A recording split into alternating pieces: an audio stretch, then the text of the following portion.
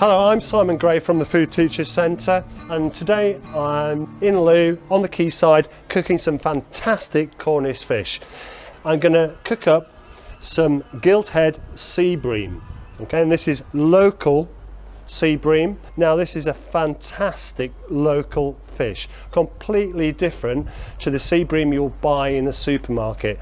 This guy, he's had time to grow, he's had a fantastic varied diet, and that's resulted in a really full-bodied fish, lots of lovely flesh there. I'm going to pan fry this today, okay, I'm going for a nice crispy skin, okay, and I'm going to serve that with quite bold flavours. I'm going to make a chorizo and chickpea stew, and I'm going to serve the bream on top of that stew, okay, so the taste there will really complement this fish. Here I've got a pan that's been on the heat for quite a while. It's building up the heat on there. I'm just going to turn it down a bit. Here I've got some red onion. I've just diced about one red onion that's diced and 1 clove of garlic. Just move it around a little bit.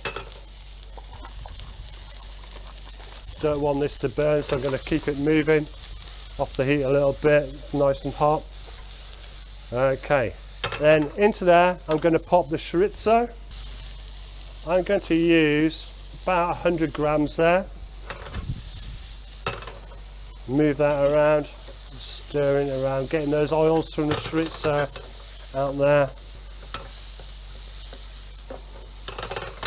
Okay, so I'm just going to leave that for a couple of seconds to see all the oil that's coming out of the chorizo there, and that's going to really make that sauce. The next thing I'm going to do, I'm going to pop my chickpeas in there, and again this is 1 tin of chickpeas. I'm going to put around about 120 millilitres of stock, and I'm going to leave this now just to cook away for a short while. 1 tablespoon of tomato puree in there, okay, and again you don't have to be exact with these ingredients. You can mix and match, you can put in as much or as little as you want. It's not crucial, it's not like baking, okay? And I'm just going to put on the lid because we're on the quayside, it's a little bit windy, just so that cooks away and reduces a little bit.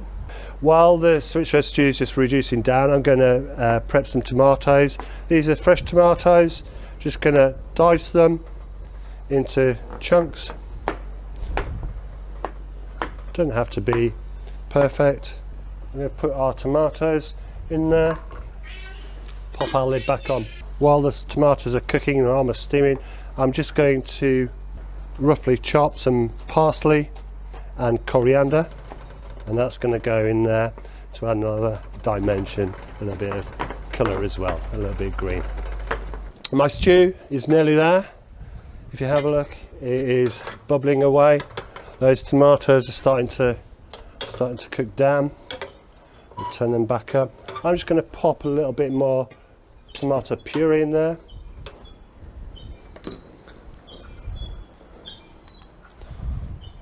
About another ½ tablespoon went in then. I'll just turn that over. Okay, so while that's cooking down and finishing, we're going to cook our fish. It's really simple, it cooks really quickly, and we're going for a nice crispy skin. Now to do that, what we need to do is have our oil really quite hot, yeah, and I'm going to flour this fish just on the skin side only. So make sure this is really dry, yeah, because if it's wet it's just going to turn the flour into a batter. So we've got our dry fish, it's been scaled. I'm just going to place that into the flour and press it down.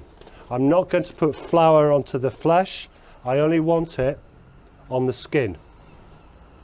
So as you can see there, I've got my flour, so I'm going to put it flesh side down, and I'm going to do that same to the other side, the other fillet. Push that down and just check that it's all coated.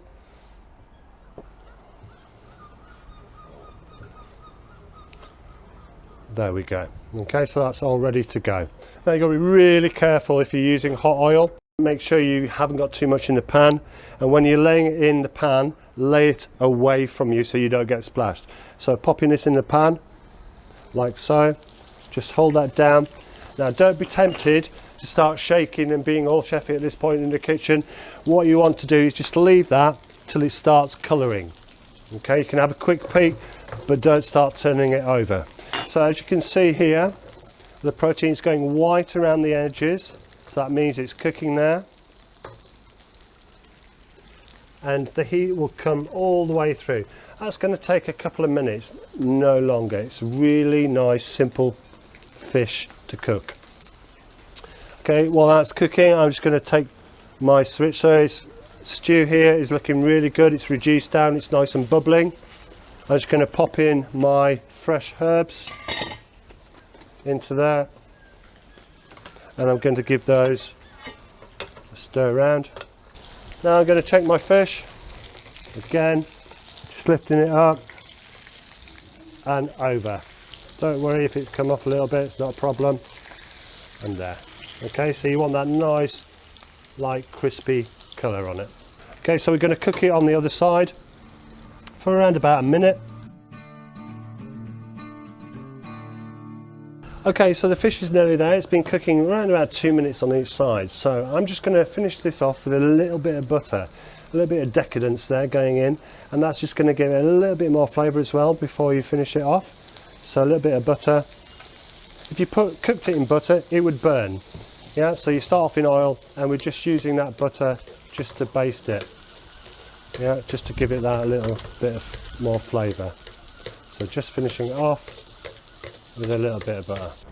Okay, so I'm just going to take the fish net out of the pan. I'm just going to leave it on here just to rest for a couple of seconds.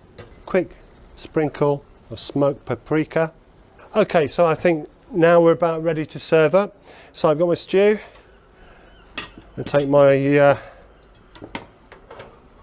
spoon, just give that a mix. I'm going to put a base of the chorizo stew on the bottom of the pan there. Okay. Take my fish. I'm just going to place that over the top. So that's the finished dish. You could garnish that with a little bit of parsley or some coriander. There we have our chickpea and chorizo stew with pan-fried gilt head bream.